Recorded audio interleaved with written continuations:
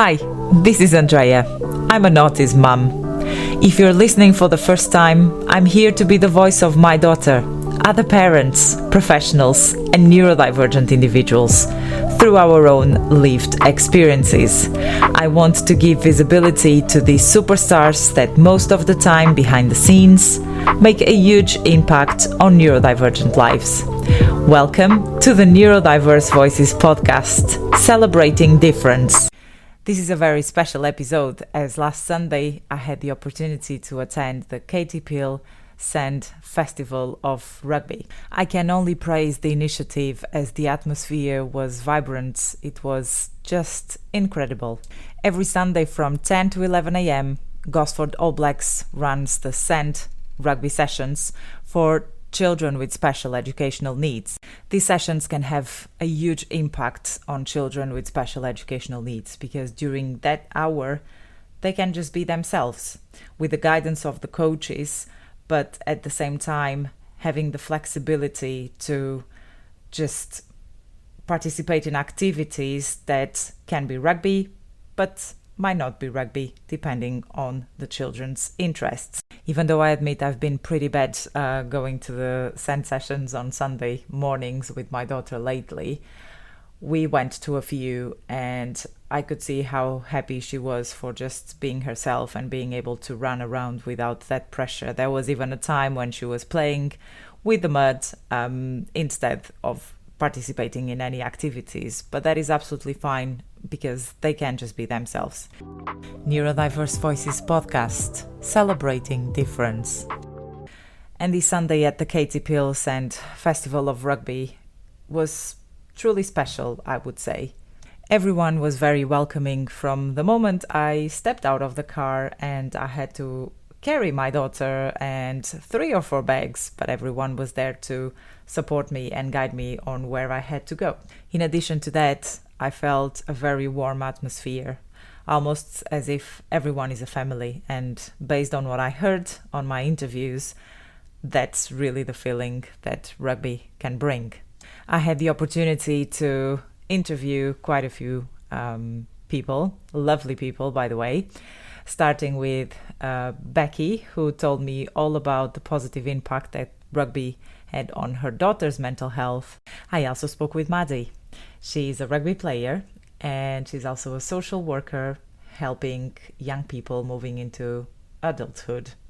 I spoke with Jess and Ben from Active Oxfordshire and Access Sport, who told me everything about their participation in the Sand rugby sessions and how they are bringing more inclusivity to sports across the county and how much they would like to expand across the country. I spoke with Rachel, who runs Kidlinks, which is a family support charity that also supports special educational needs children with the Sand Squirrels group. I spoke with Darren. He is the youth chair at Gosford All Blacks and the one who initiated the implementation of the Sand rugby sessions in there. And finally, I spoke with John Peel, who is a coach coordinator at the Wallingford Wolves, and Katie Peel's father, who told me how honored he was to have the Sand Festival named after his daughter and how wonderful the rugby community is. So I leave you now with the interviews so that you can learn more about this wonderful initiative created by Gosford All Blacks. Neurodiverse Voices podcast, celebrating difference. I've got Becky here with me to tell us how beneficial rugby has been to her daughter. Hi, Becky. Hi, nice to meet you. We came along just under 2 years ago now with my daughter. She joined the under 16 girls team, and from the first training session just saw such a difference with her on the way home. Her anxieties reduced. She really looked forward to the sessions. And the other thing I noticed was our Thursdays when we were driving home after the sessions, it really gave her an opportunity to unload. It was just like it unlocked something in her, and we had lots of conversations then for ways I could support her going forwards. And just the team was so supportive to her. She'd never played rugby before, and she came along and the coaches took her to side one-to-one to support her. The other girls did, and it was an instant rugby family for her. It's been absolutely amazing to see the transformation in her. Great. So I would assume you would totally recommend rugby as a way to help with anxiety. Absolutely. Any sport that our children can do is absolutely amazing for their mental health. But what you get with rugby, which has blown me away, is the family that you get, and everyone recognises and supports differences. And yeah, it's totally recommended. Great. Thank you so much. Neurodiverse Voices podcast, celebrating difference. Hi, this is Andrea. I've got with me Maddie, who plays for the female rugby team, and she also works on the SEND social services, and she's going to tell us a bit more about her experience with neurodiversity. Hello. Hi, sorry, I forgot to ask, how are you? I'm brilliant, thank you. Very glad to be here today. Right, so can you tell us a bit more about, I would say, first, your experience as a rugby player and how much it helps you? Yeah, of course. So I started playing rugby for Gosport All Blacks Women back in 2022, I think it was. For me, it kind of unlocked a completely new perspective and period of my life where I felt like I really had truly found my people. I had felt really well supported, like I've made friends for life, and being able to kind of uphold my own mental health by making sure that I've got some consistent exercise throughout the week. And it's been a really enriching experience for me, and I can't believe that it's taken so many years to finally find my place, I think. I know, I feel the same. I had that feeling with kickboxing, but unfortunately I had to stop because of an injury. But when you find your own thing, it's an amazing feeling. And it's interesting because today is the end of Mental Health Awareness Week, and it's great to see that through sports we find our own grounds related to mental health. Yeah. And now, can you tell me a bit more about your main job as a SEND social services professional? Yes, of course. So I am a social worker in Oxfordshire County Council. I work in a team called the Moving into Adulthood team, and we support people aged between 16 and 25 who have social care needs and have an education and healthcare plan. So the type of people that we can support will always have care and support needs that might be a bit more complex. We can work with people with a range of diagnoses, so lots of neurodiversity. That could be, autism, ADHD, dyspraxia. We work with people who have diagnoses of Down syndrome, of rare congenital disorders. A huge, wide, varied group of people that we get to work with. We get to work with the individual themselves and their families, and try and find a way for them to live a more fulfilling and enriching life, which has been so rewarding. Can be really tricky at times. Obviously, people don't always have the same life experiences and same situations, but we're always able to find a way to be able to work together for the interest of that person that we're working with. So I think that experience is what has led me to volunteer here today, and it's again been a really fun experience. Yes, that's amazing. Thank you for everything you do for the SEND community. Thank you. Take care. Neurodiverse Voices podcast, celebrating difference. I've got with me Jess from Active Oxfordshire and Ben from Access Sport, and they are here to tell me a bit more about what they do. Hi, I'm Jess. I'm the Healthy Active Children's Manager at Active Oxfordshire. So we know in the county how important it is to increase provision for those people that may be neurodiverse or have got SEND. So one of our priorities over the next couple of years is to really support organisations to be able to increase the accessibility of their provision. We got involved with Gosport All Blacks and the Inclusive Rugby Network when Darren reached out to me sort of May last year. Immediately it was something that we wanted to support, and through our Access Sport programme we've been able to do that. What Darren and John and everybody have achieved in the last year is incredible. Not only have they increased the numbers of all of their clubs, they're providing high quality, accessible and truly inclusive sessions. And looking around today at the Rugby Festival, it's incredible to see how many young people that they've managed to reach and the quality of rugby that they're able to offer as well.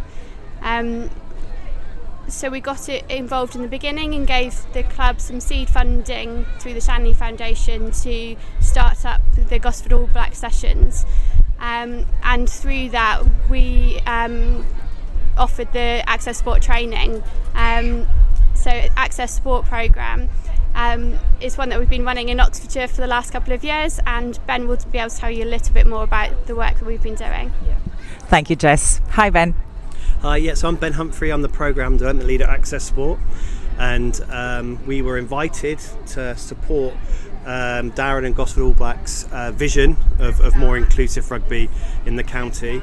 We've got a well-established programme of inclusive training, so we delivered the disability inclusion training to local rugby clubs, and we've also done some neurodiversity training as well, which was delivered online or face-to-face? That one? That was online. That was online. And some hackathon training. Oh, that's right. So we were very, very happy to facilitate the vision, if you like. So we're a sports development charity started in 2004.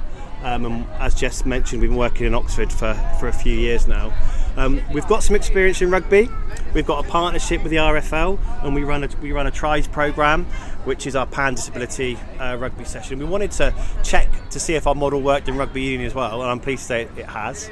And we're looking to expand our TRIES work into rugby union, and we're in conversation with the RFU at the moment.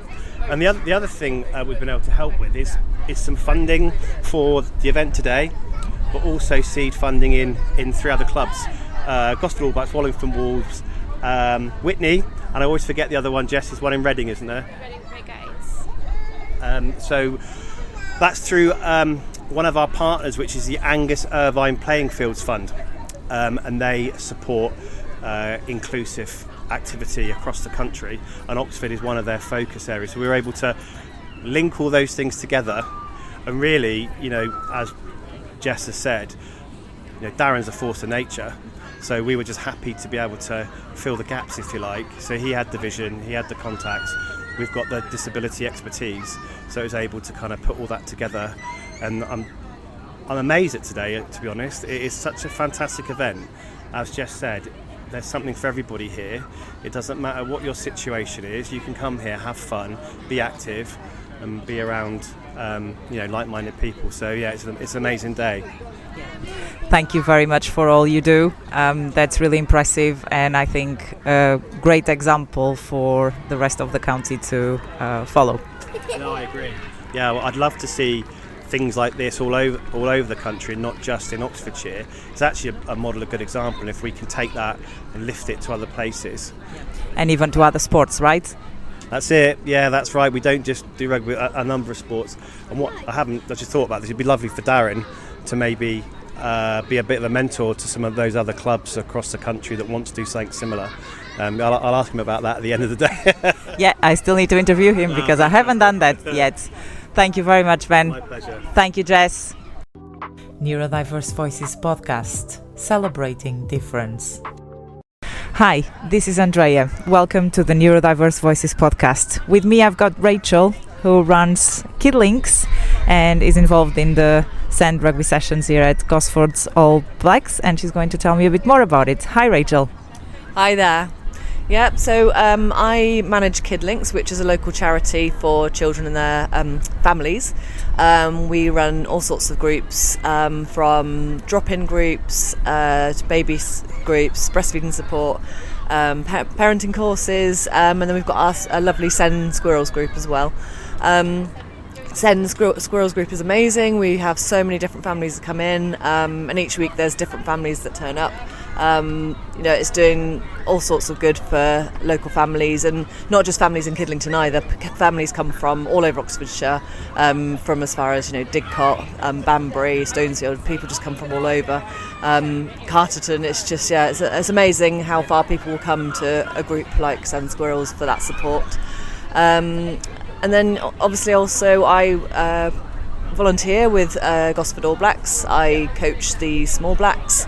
And I support my husband Darren, who has set up the Send rugby group, and is just doing amazing things again, for Send children, like this festival today. It's just a wonderful thing to see happening. Can I ask what motivated you to run Kidlings and Sand Squirrels and volunteer at Gosford All Blacks? Sorry, what motivated you to? I think just supporting families. It's something in my heart. It just really it pulls those strings. I think just being able to support families that are really in need of whatever support that may be, and there's a lot of mental health support that runs through all the groups that I run, and you see especially families with Send children that have all these struggles day in, day out, and for them to be able to come somewhere where we can support them and signpost them onto health professionals, other sources of support, you can see it making a difference every week that we do it. Thank you for all you do. That's very impressive and amazing. Thank you, Rachel. Thank you. Neurodiverse Voices podcast, celebrating difference. Hi, this is Andrea. Welcome to the Neurodiverse Voices podcast. And I finally have Darren here with me. Thank you for having me here today, Darren. Can you tell us a bit more about the Rugby Send sessions here at Gosford All Blacks? Hi, Andrea. Thank you for coming. Yes, we set up the Send friendly and family sessions here at Gosford 12 months ago now.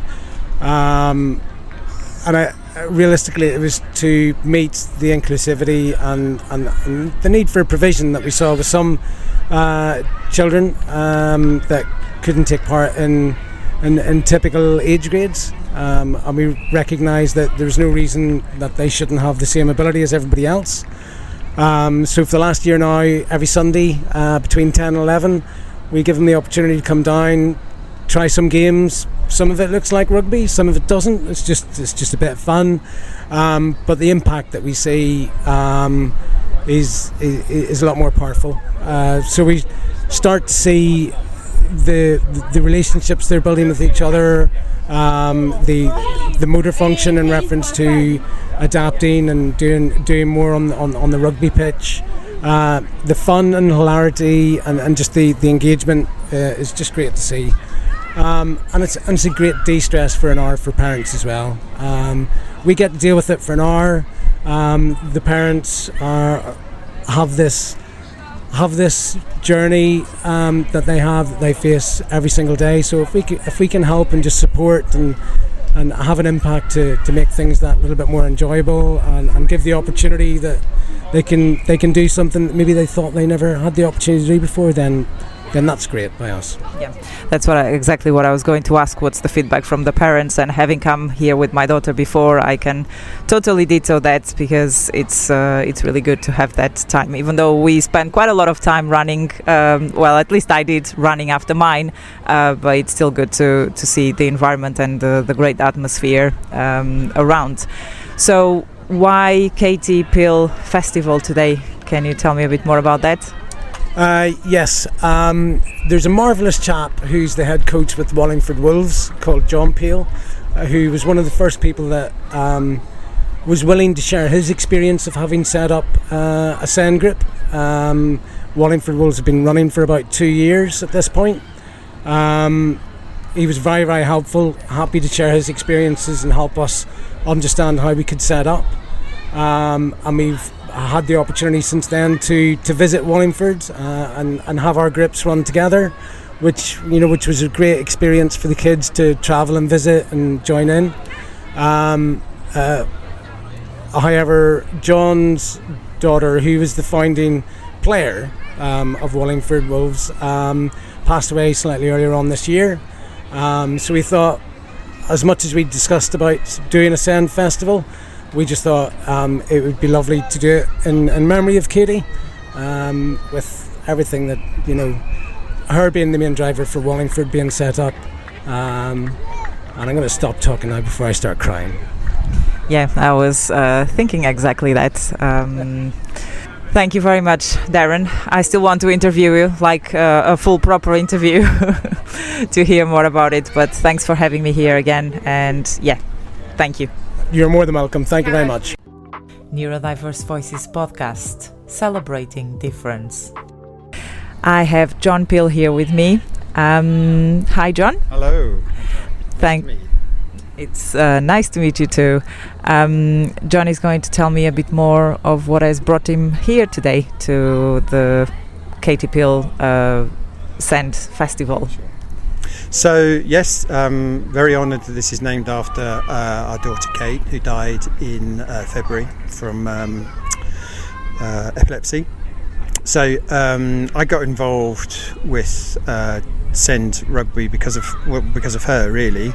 It's something I'd wanted to do for a long time, but I didn't think she'd get engaged with it. She was quite severe in terms of being on the spectrum, if you like, and I didn't think she'd get involved. But Whitney has had a team for many years, and I thought, well, why don't we just try? So Joe Beckett and I, who's our safeguarding officer, took her down to Whitney one day when we were just doing some training, and she got involved, and I saw the effect that it had on the young people at Whitney, and I thought I've got to do this. So we did that. We got some great advice from the lady who's running the Whitney Wolves at the time. Said just start, don't try and make it perfect. We did some outreach to Henley College, and then at the Chiltern Centre, which is a respite centre for people with special needs. And that's what we did. We started with 3 players, and word of mouth got around, and we have 10 or 12 now. We've been going for two seasons, so this is the end of our second season, and this is how far we've come from having 2 teams in the county to this fantastic festival that we've had today, which you've been here and you've seen it. Yeah. It's absolutely spectacular, and it's very moving, and I feel very emotional that we're here, but it's inspired by Whitney Wolves and Kate and all the young people that we're here to help support. It's just fantastic, isn't it? Thank you so much for sharing such a touching story, John. I'm just curious to also understand or know from you what brought you into rugby. Rugby? Well, my son was getting in trouble at school. This was when he was 5, and he wasn't doing the things that teachers wanted him to do, and he was just being a boy, really, and he needed that physical outlet. Now, for whatever reason, they wouldn't let them do sport at school and breakdowns. So first of all, I took him to football, which we didn't really like. His best friend was at the local rugby club, so I took him there. 25 years ago. I'm not one for sitting on the sidelines, really. I like to get involved, but I've been coaching at Wallingford now for 25 years. I've been involved with lots of different age groups, not just his. I'm the club coach coordinator there. I played rugby a bit when I was a kid, not much, and in a lot of ways it's a stupid game. It hurts. You play it in the cold and the wet and the wet.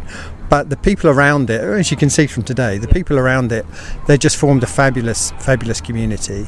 And the support and the love that we've had from everybody in the game has been brilliant. I only spoke to Darren a few months ago when he was thinking about setting this up, and now we're great mates. So, and it's that kind of community you just can't buy.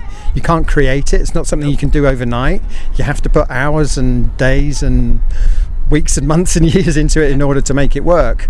And when things like this happen, you can see how well it does work. This is just astonishing, and I hope that we can do something like this every year. Yeah. And we thank you very much for the initiative. Thank you. Good luck with that. Neurodiverse Voices podcast, celebrating difference. And I would like to express my apologies to Phil and Pete, who are both key players into this initiative and who I also had the chance to interview. But unfortunately, the quality of the audio of their interviews was quite poor to be streamed. This is what happens when you are interviewed by an amateur, so please accept my apologies. I hope to have the opportunity to interview both of you in the future. Thank you for listening to this special episode of the Neurodiverse Voices podcast, where we celebrate difference. And remember, our next episode will be released on Saturday, 1st of June, with Rachel, the amazing boxing coach and mentor at Oxford Creators. Do not miss it. And remember, I believe in the good things coming, so you should too. And initiatives like the Sand Rugby sessions are a good example that the good things are definitely coming. Have a wonderful weekend.